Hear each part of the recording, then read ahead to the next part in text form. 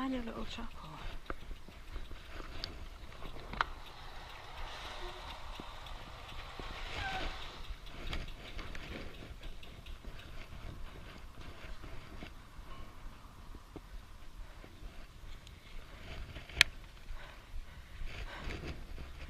The Chapel of St. Mary Magdalene, Ripon, the Leper Chapel.